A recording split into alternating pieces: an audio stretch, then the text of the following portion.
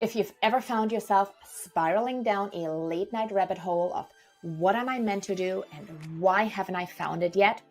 And let's be honest, who hasn't? Then you're in the right place. I'm Theresa White, career clarity expert and 5-time certified career coach, and I'm here to help you navigate the question of how to find a career that truly lights you up. On Career Clarity Unlocked, we're all about those light bulb moments. I'm talking to people who are still trying to figure out what they're meant to do, coaching them live to reach that magical, yes, this is it moment. And we'll also hear from those who've already found their dream careers and figure out exactly how they did it. Whether you're looking for inspiration or actionable advice on finding a career you love, I've got you covered. Time to unlock some career clarity. Let's dive in. Welcome back to Career Clarity Unlocked. Today, we're going to be talking about job interviews. Yes, I know, they are wildly nerve-wracking. One minute you're confident, the next one you're second-guessing everything from your handshake to your story, your answers to even your socks. So today, we're going to be pulling back the curtain on what really separates the top 10% of candidates from everyone else. We're going to be talking interview magic, recruiter secrets, and the subtle behaviors that can win or lose the offers. And we're also going to get into some of the quirky behind-the-scenes decision-making that most job seekers never get to see. If you ever wished you could read a hiring manager's mind, or at least not spiral in 1,000 different directions on why didn't they pick me, you're in the right place here. And I hope that you're going to stick around because this conversation is packed with practical tips, surprising insights, and maybe even a few funny what not to do stories. And joining me today is Sarah Dodeen. Sarah is an award-winning career coach with over 19 years of experience, and she empowers emerging and senior leaders to land manager to senior director roles confidently. She specializes in job search coaching, personal branding, executive interviews, strategic networking, and securing high-impact leadership positions. With a 95% success rate, over 550 clients coached, and an average 40K salary increase, her data-driven approach delivers a strong ROI. Certified in multiple career and recruiting disciplines, she helps professionals build standout brands, ace interviews, and navigate transitions. Recognized globally for excellence, she offers tailored coaching that aligns careers with strengths, values, and ambitions, helping leaders thrive across industries. Let's get started. Welcome, Sarah. Welcome, Sarah, to Career Clarity Unlocked. I am so excited to have you here. Hello, Theresa. So happy to be with you here today. Thanks for hosting me. You are so welcome, and I can't wait to pick your brain as a recruiter and as a career coach. And you have incredible experience working with candidates from both sides of the desk. And I want to start off with a question that so many people have on their mind. And it is, when you think back in your role as a recruiter, what separates the top 10% of candidates who end up landing a job from the other 90% who don't, even if on paper they might be equally qualified? Absolutely, especially in today's competitive market, that definitely happens. And it all gets to positioning and your presence, Theresa. Basically, how you carry yourself and how you actually present yourself. But even more importantly is how you connect the dots to the employer's, let's say, pain points or what problems they have and how you can actually fulfill these problems or challenges and attend to them by showing them the experience that you have and the skills you have, how you can do that for them. So it's about demonstrating your expertise and showing your value so they can understand why you and not others. So it's about the delivery of your answer. And if I would add as well another layer, it's about how do you, and I would ask this question to everyone who is listening to us today, how do you make yourself stand out of the crowd? What's your competitive edge in today's market? Is it a specific skill? Is it a specific credential that you have that gives you higher credibility than others? Is it an exposure that you got? Is it an interpersonal skill that is very important in that sector or field? You can know what that competitive edge for you in your field and sector, and you can play around it in your interviews to make it shine and sell you better. I love that.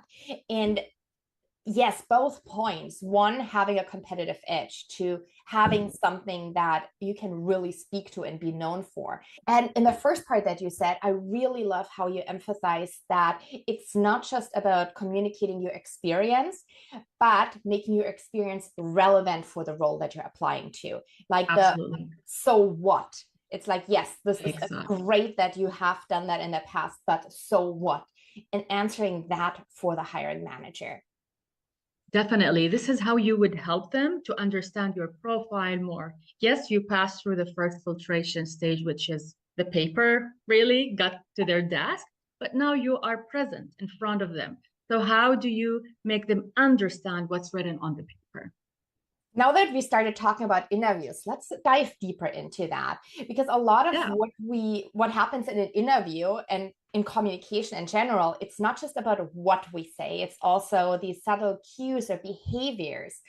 What are some of those behaviors that you see in candidates that they might not even realize at all they're doing or not doing, but it actually influences the decision quite a bit? Yeah, that is a very important question, because especially when I do a lot of interview coaching, this comes up. They know all the right answers. They say all the right words. But what would really differentiate a candidate from the other is the body language. So let me explain more. It's how they show up, how they speak, how they deliver their answers, right? And how they hold that space in the room, and how they actually own their own value. So we say always be confident, be confident, be confident. So one time, one client asked, like, how do I be confident? So, and it was that moment that, yes, maybe we need to explain how people can get confident.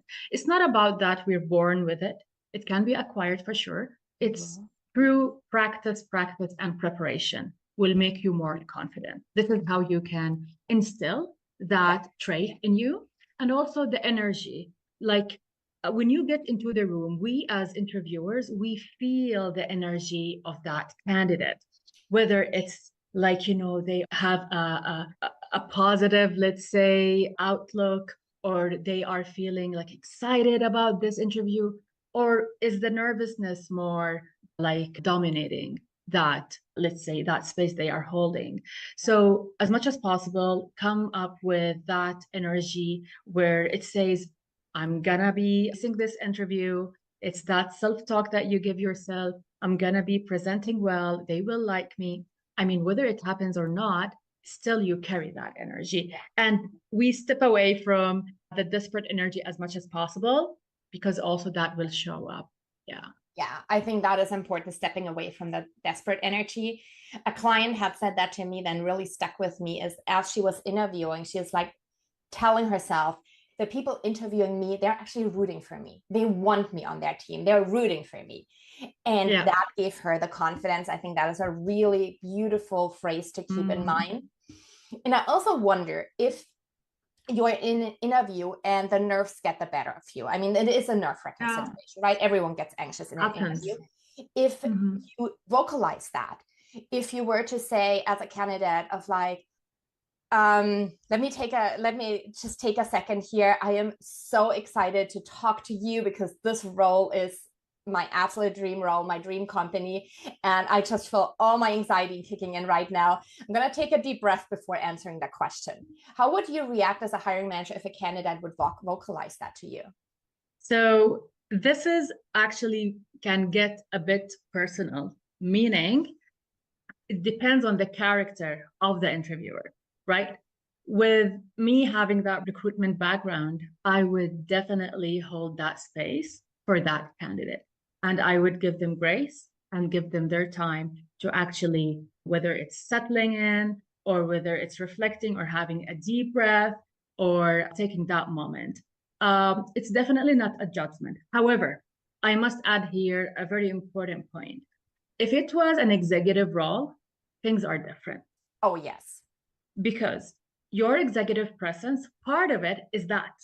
Exactly. If you are shaken when you meet new people in an interview, how you're gonna do the representation, whether in high profile engagements or with the board or with the other, like, you know, C-level or directors in a room, when you are challenged or when someone has an opposite opinion to what you think or another point of view. So that can work as a flag, or that can work, I mean, against you in the interview. So it really depends on the level of the role. But less than executive, and if it's not a client-facing role, I would give grace and would give them that space and let's try again. Yeah. Yes. And I Yeah. agree that it really depends on the role and the level. But it also speaks, if you can frame it in a way that your nerves are there because you want it so much, and channel that or messaging into your enthusiasm and your excitement about the role. I hear you. Then can communicate it in a way that could be seen not as held against you, but like, oh, it makes sense that you're nervous because you really, really want this. And, you know, you bring a very good point, Theresa. You know, I mean, if we think of anxiety, there's positive anxiety and there's negative. Right. And always it's good to have a certain level of anxiety because that lets you perform even better, whether it's in a test or in a meeting or in an interview, right? So that's okay. It's very normal as human beings for us to have that level of anxiety. However, I think it's really great if we can control that level of anxiety, that it's not over, you know, you don't overdo it, right? Or you don't do less, or you perform less. And one way I can suggest on how to lower down that anxiety level or nervousness, it's simply through breathing exercise, just for a couple of minutes before your interview. Take a deep inhale, deep exhale, feel the room around you, feel the space around you, ground yourself as much as possible. Put away your phone for at least 15 minutes before your interview, so you wouldn't receive a message that disturbs you, or a call, or write an email or a social media post, whatever it is. So these tactics can help. But yeah, definitely some people get so excited because they just love that organization. So I do hear you. Yeah, it's definitely subjective, I would say. Yes. Yeah. Depending on who you interview with. Yeah. Yes. I'm so curious to go even more behind the scenes. What does the behind the scenes decision-making process look like for recruiters and hiring managers? And what happens behind the scene when a candidate isn't in the room, the conversations, how are the decisions being made? And how can this then help the candidate position themselves? Yeah, it's definitely a lot of things that happen behind the scenes. I want to start with the very, very first step. My advice would be is to never take your screening call with the recruiter lightly. It is your first, I would say, face-to-face contact with someone from the organization who is the recruiter, but they do have an influence internally for your image, but also the first impression you actually make. So it is a critical gateway or a critical step that you need to take very seriously in how you present yourself, how you prepare your pitch, your answers, right, to be complete and fully delivered with clarity and confidence. So the recruiter, because they're not so technical, they're gonna focus on these things like, you know, who you are, what value you would initially bring, how you communicate, your attitude, how you show up, and all of these things. And then recruiters usually, after they are done with all of these screening calls, they give recommendations, like based on their interaction with the candidates, they are actually prioritizing maybe candidate 1, 2, 3, because they came across as a stronger candidates versus 5, 6, 7, for example, right? So that is one point to take into consideration that can influence decision makers, because recruiters are not decision makers, but they do influence without authority big time. The other thing is, usually hiring managers would ask us, why do you think we need to hire this person? Like if I recommended 2 people or 3 people, like why them and not others? So they would give their reasons. Sometimes hiring managers do agree, sometimes not, right? And that is part of the process. But again, you can see how that can influence as well your positioning throughout the recruitment process. So the recruiter actually works as your internal advocate in the organization. So I do recommend as well to build a relationship with the recruiter, make them understand exactly who you are, what value you can bring, and so they can champion you throughout the process. And yeah, that's what I can say about internal dynamics. And trust me, when a recruiter believes in you, they will stay advocating for you. That is just based on experience. I love the thought of seeing the recruiter as your internal advocate. And Absolutely. I remember that from my recruiting days. That's what is happening. If you have a great candidate as a recruiter, you're going to fight for them. Absolutely. Yeah. And Absolutely. building that relationship with the recruiter is huge. Yeah. Yeah. You know, it can be as well done through different contact points. You know, the recruiter sends you first, could be an email to invite you to the screening call, or it could be a call to invite you. So that's the first touch point. So as well, like you can perhaps ask other questions to the recruiter just to build as well the right image about this organization and so on and so forth. You will follow up with them because they are your contact person. So you can see how many touch points are there. So it is a good, I would say, amount of touch points to build rapport with them and to build that relationship. Absolutely agree.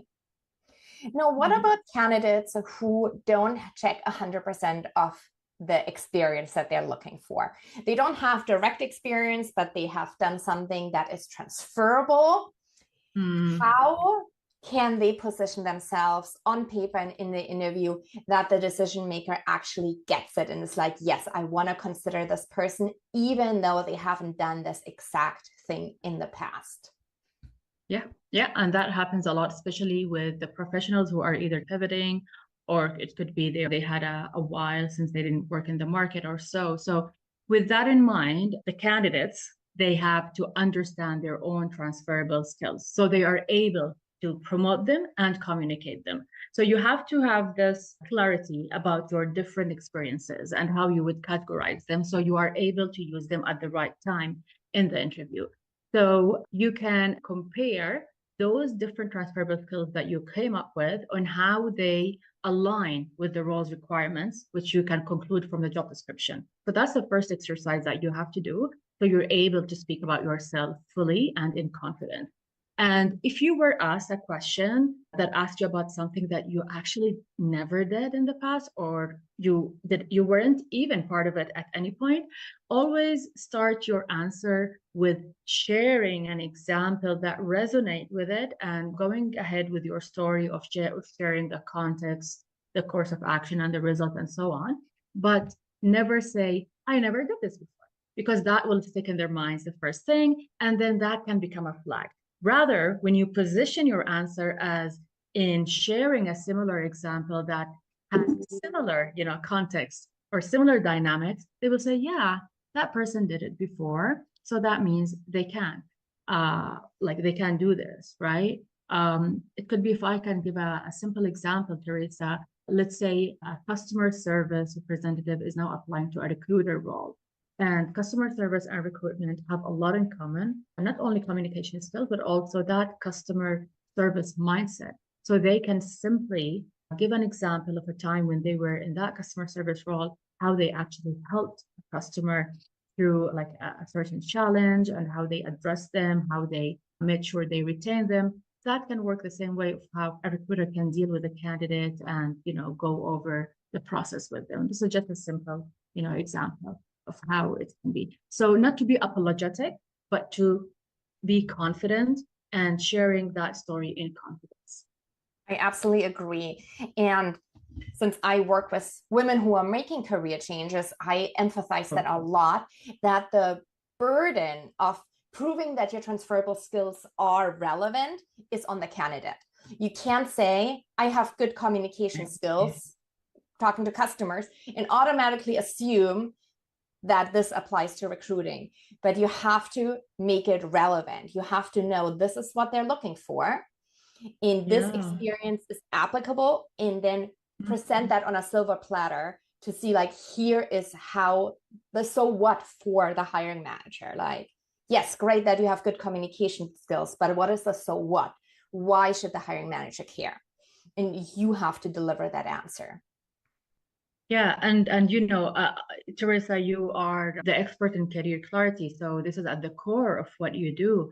So I'm sure as well you coach a lot of women on how they can position themselves with that confidence. So, you know, based on the several women that you have coached as well, what would you say like a common theme that come up when they do that career transition from one field to the other?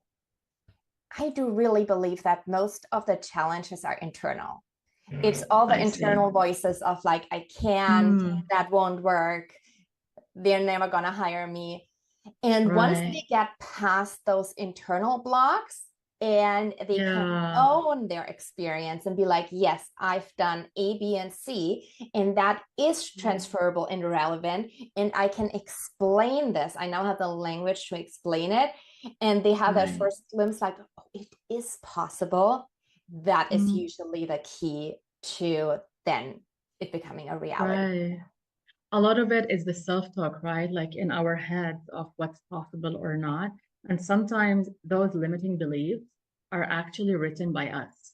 Yeah. And are actually told by us. Yes. You know, of what we tell ourselves, oh, they will not like me. Oh, they will realize that I might be a fraud because I haven't done this before. But no one is a fraud. You are building that experience over the years. You're gaining wisdom. You're gaining good judgment, good logic. So it's a matter of time just to learn more in that industry that you're pivoting to. So yeah, it's unlearning something and then relearning it, right? Like it's a self-exploration journey. Yeah. It's exactly that. Like if you're inside of yourself convinced, like let's say that you don't have the skills to be a project manager and this is impossible for you to reach, and you're convinced of that, well, guess what? You're never going to become a project manager. Absolutely. If you don't believe it, how they would believe it. Right. It's very hard to convince someone of something that you don't believe yourself. But if you break it down and be like, okay, these are the skills that are required in project managers. I have these skills. Yes, I've applied them in different ways, but I can't explain how I could execute it on it. And you believe that, the hiring manager will believe it too. You know what? One of the powerful advices I give to my clients about job interviews, and the reason why I say powerful, because I received feedback afterwards how it worked for them. I always told them it's a very simple advice, but it's just powerful to the mindset or the mind, like the mindset shift. I always tell them, get into that interview as if you already got the role. Because then that positioned them in a way that they have earned the role. They are gonna take it. It's like that self-talk. It's about that just mindset shift that, yes, this role is mine. Yeah. And again, it's a matter of just how they show up. So that is one of the advices that I definitely always see that they work. That's huge. Go into the interview as if you already have the role. Yeah. Powerful one. Yes. Yeah. I heard you talk about mastering your story before, Sarah, and I love that idea. What are your recommendations on how someone can craft a strong personal story that is really impactful, but at the same time authentic? Because we never want to be someone we're not. Authentic is often the key. What are your recommendations there? Right. I always say you have to start with the why, because that will lead the way in your story. So you can always connect your career choices, right? And then you anchor it with, let's say, 2-3 moments, like defining, let's say, moments that shaped your current self today. Or it could be that they shaped your current leadership style, right? Regardless, like depending on what is the question about. Or maybe it shaped your current career direction of how it took you from A to Z to get here. So this is how you will show authenticity, because you are showing that why, you're connecting the dots.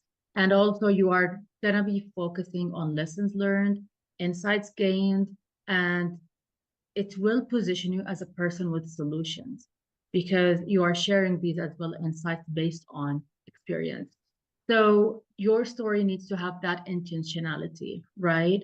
So showing your values, showing as well your impact. So this is how you make it memorable. I can share, Theresa, perhaps an example. It's like my own, could be journey or story, right? So for me, the why has been always about helping people find opportunities that change their life, have a positive impact, or actually fulfilling their aspirations. That's what always fulfills me as a professional and a person. So I realized how powerful of a thing it can be if I am a recruiter. And I led the way with that recruitment, hat and that recruitment person.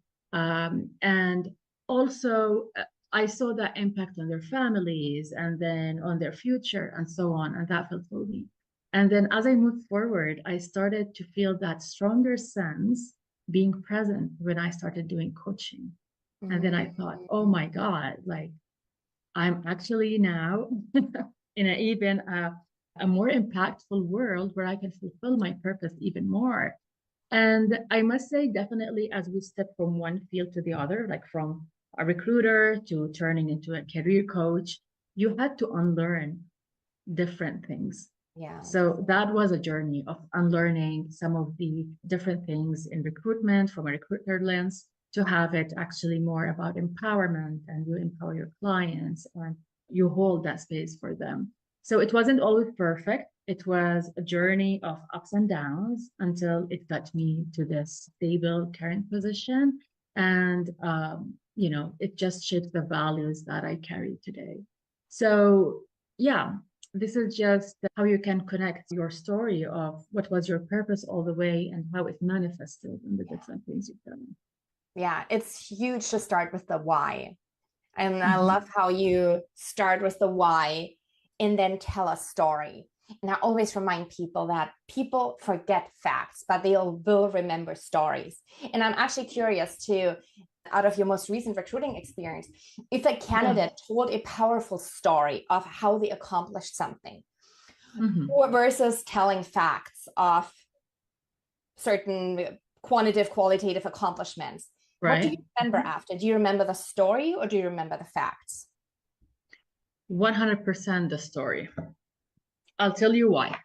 Because it just, the engagement is always higher when you hear a story because you want to know what happened next.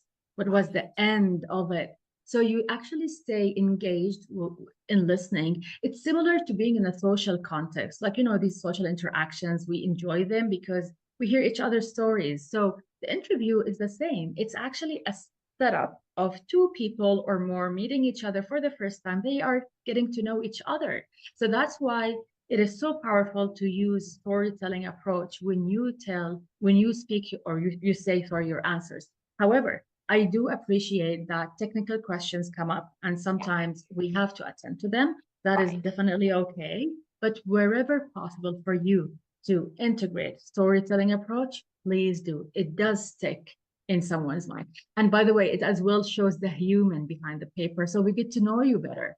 And that's what I enjoy. I enjoy like knowing people more about like, what they care about, what their backgrounds, and it just puts things more into perspective for the employer. I agree. There are stories, I've been out of recruiting for 8 years now, but there are stories candidates told me that I still remember. Do I remember any facts about any of them? Probably not, but the stories, they stick. Yeah, absolutely. Absolutely. Stories do stick always. Yeah. What are the things that, so after the interview process, right? So you would have a recruiter screen, you pass them on to the hiring manager interviews, maybe 1 or 2 rounds. And then usually there's conversations happening. Give us an insight into those conversations. What do they say about candidates? What are the things they remember and value about a person and that they might not see in someone else? All right. So I must say it's maybe how the mind works. You're closing in the interview. Yes. So closing with impact is key. What do I mean by that? Like towards the end of your interview, how you conclude, it will stick in their minds. Of course, they listened all the way, but it's just that closure, right? So what I mean by that is basically it could be a simple, like, like that drop the mic approach. You say a statement and that everyone listens to you and you just call it a day. It's the same approach in the interview. So it could be that you conclude in nutshell what they're looking for and affirming with confidence that you do carry these skills, you do carry these qualities, and this is how you are able to help them and you can add value. So this is basically you vocalizing what they can expect from you in nutshell. So that is very important, closing with impact. I can share like an example perhaps on how and what does that look like, or me and Theresa.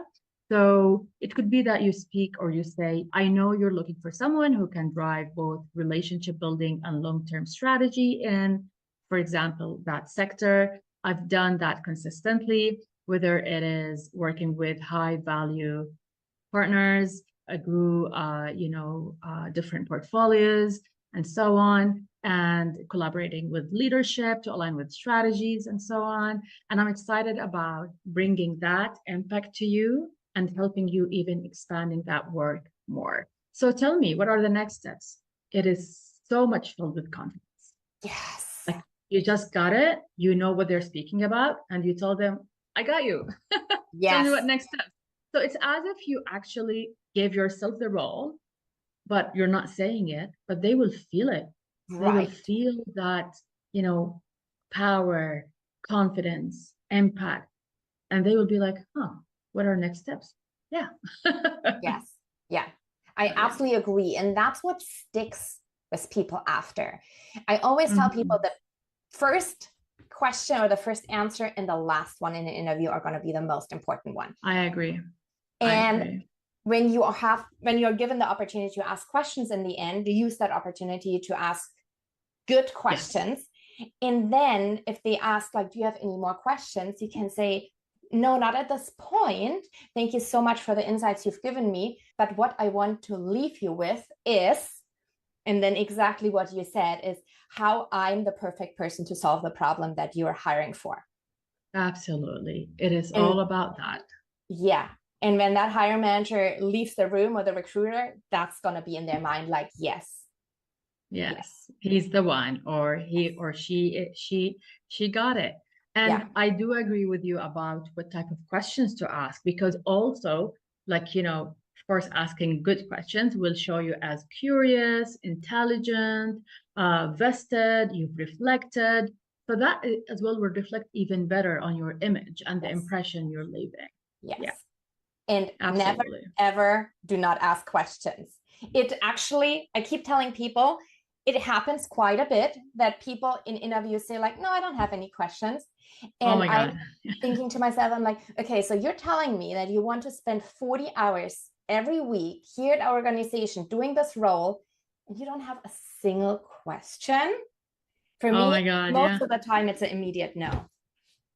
Yeah. And like, how come you don't have any questions after that 1 hour interview, right? Or after you looked at our website, the role, like, I'm sure you've got many or if you looked at a lot. Anything, there has to be a question. At least one. At least one.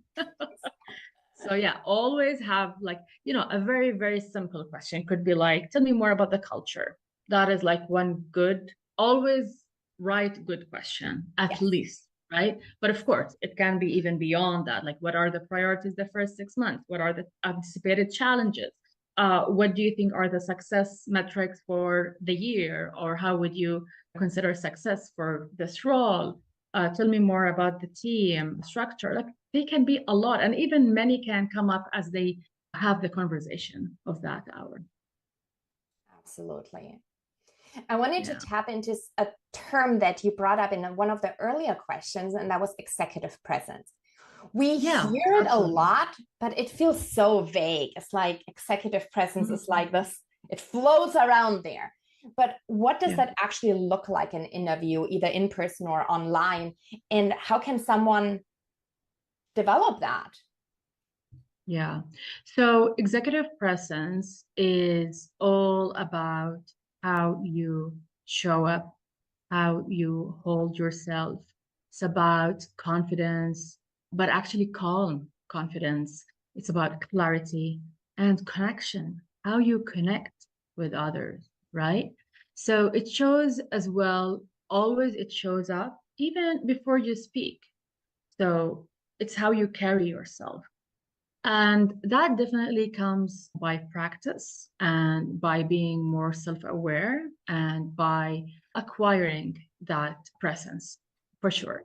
It's also when you take pauses when you speak.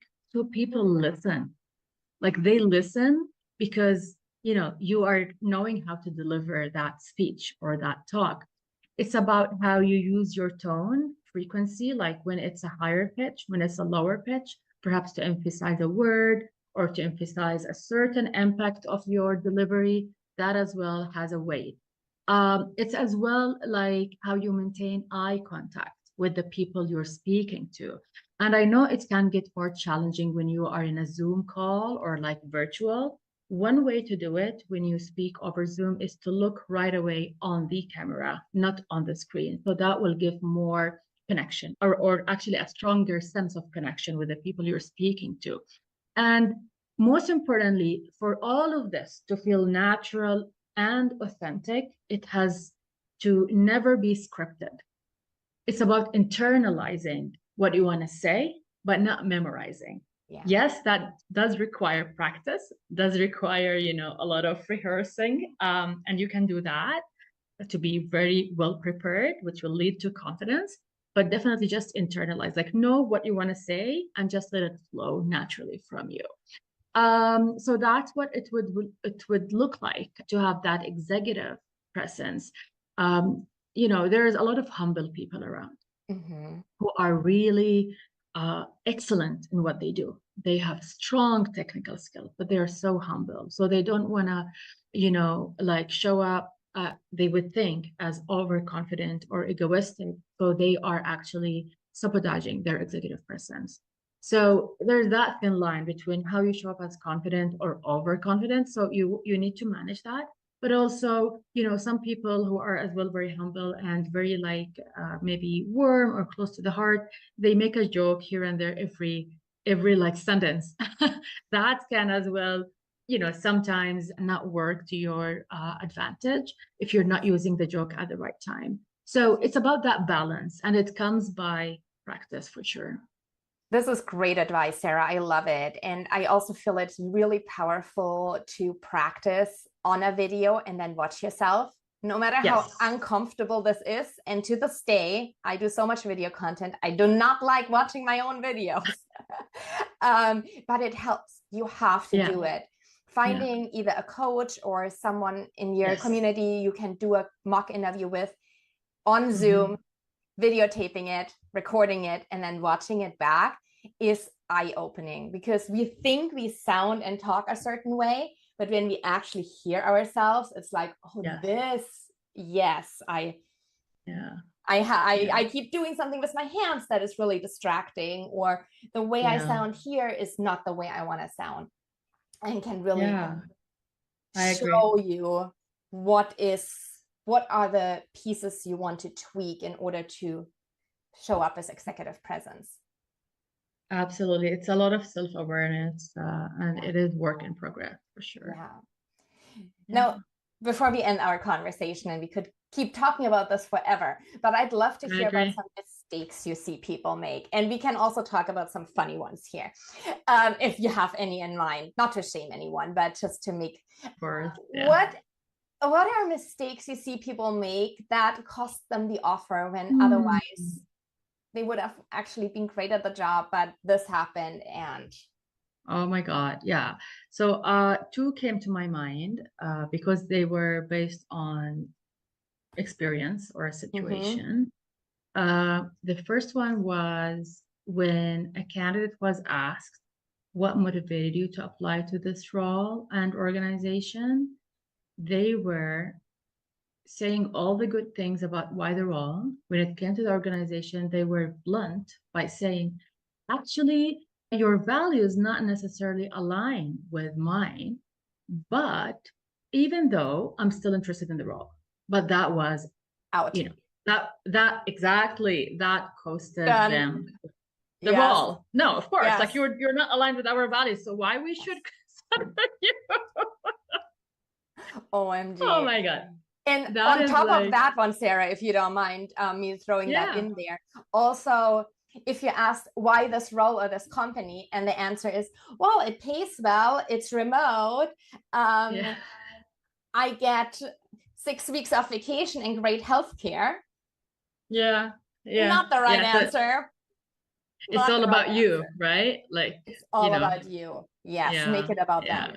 Yes. So it has to be like, yes, I always say the motivation question has to be twofold. The first one is why to you, but then the second part, it has to show that either resonance or connection to the organization, whether the mission or whatever they're working on, or right, or the culture. Yeah. So they see you as well as a fit. Yeah. The other one about what type of questions to ask, we are all human beings and we are curious about who we are going to be working with as the direct manager. So asking right away about how is the manager like, that can be a little bit off. You are still early on in the process and maybe you haven't met them yet or so, but it's a little bit like, why are they so worried about the manager? I would keep that until like you really build a rapport, or you can explore it yourself when you meet them really in the interview. So that's another one.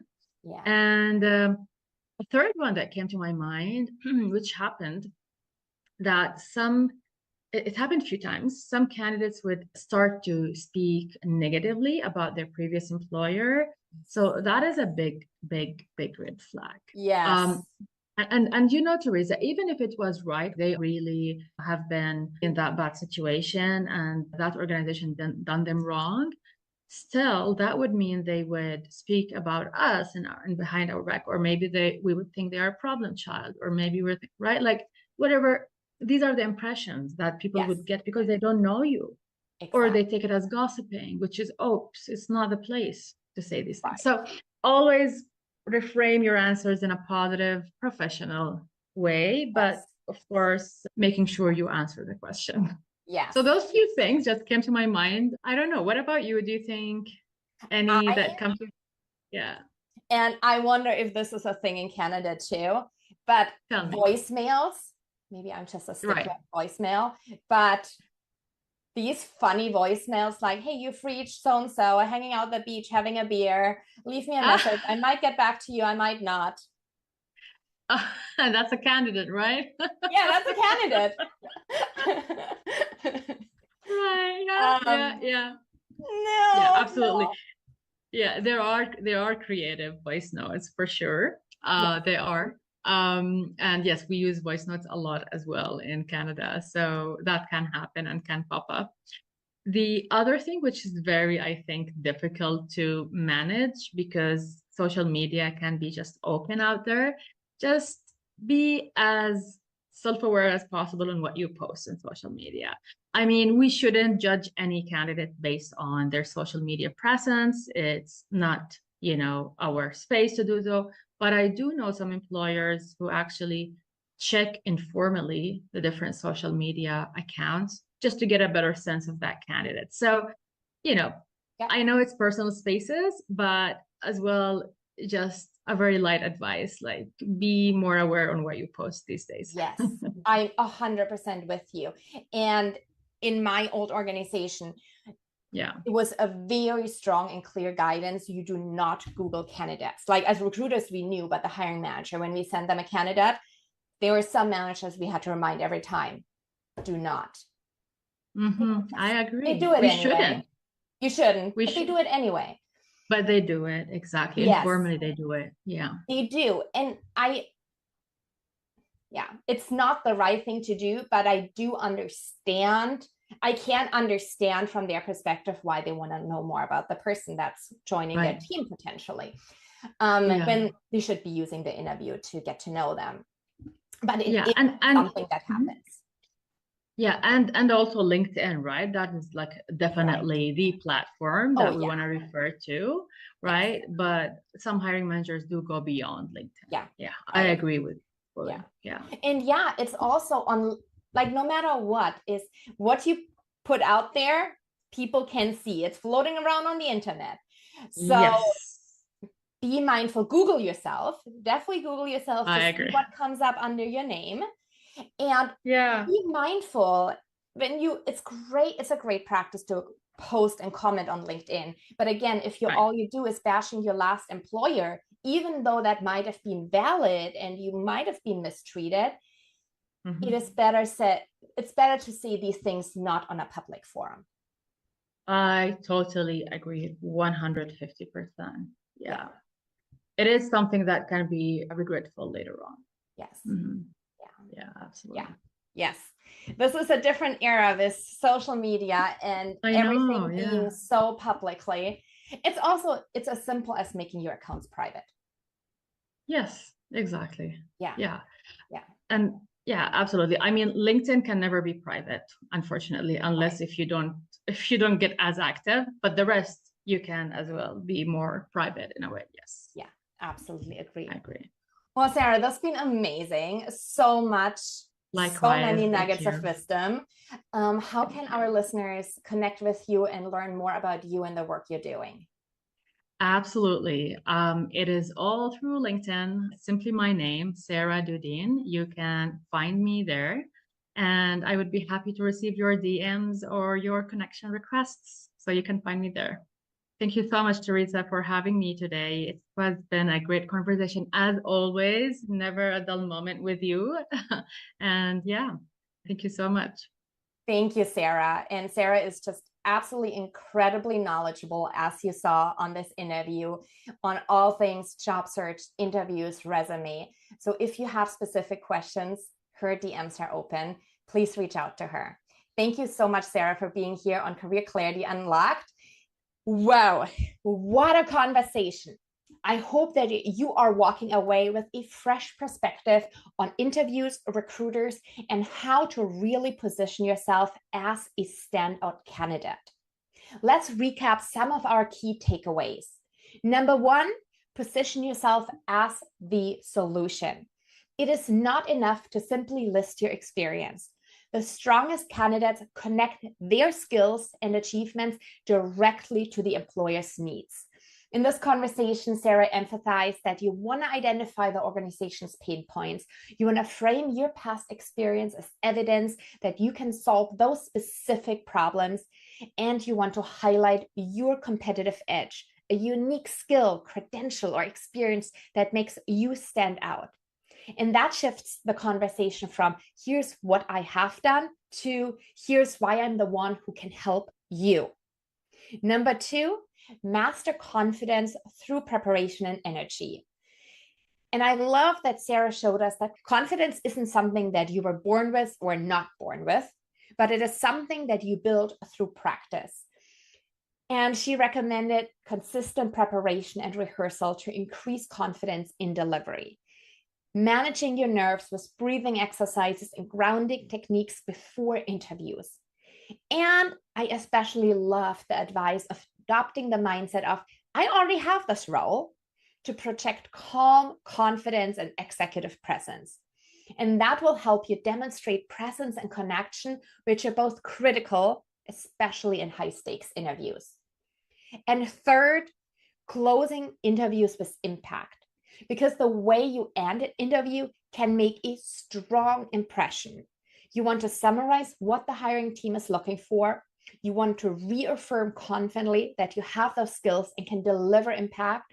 And you want to close up with a drop the mic moment, such as, I know you are looking for X, Y, and Z. I've done this consistently, and I'm excited to bring that same impact to your team. What are the next steps? This type of closing positions you as memorable and proactive in the decision maker's mind. So if you are ready to take this deeper and you want support aligning your career with what truly lights you up, I am here to help you. Go ahead and book a free consultation with me, and let's get you to career clarity in record time.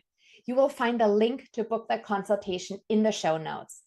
And of course, don't forget to join me again next week for another episode full of insights, inspiration, and actionable advice on finding a career you love, because you truly do not have to settle.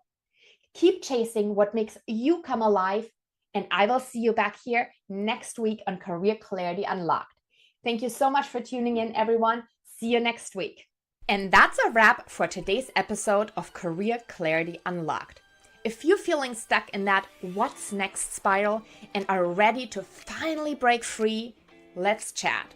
You can book your free career clarity call where we'll uncover what's really important to you, tackle any obstacles holding you back, and map out your best next step. Schedule your free 30-minute call today on careerbloomcoaching.com. And before you head out, be sure to follow us on Apple Podcasts or Spotify so you never miss an episode. If today's conversation gave you new insights and inspiration, please leave a review. It really helps us reach more amazing listeners like you. And don't forget to share this episode with a friend or on social media. Your support truly means the world. Thanks for hanging out with me, and I'll see you next time.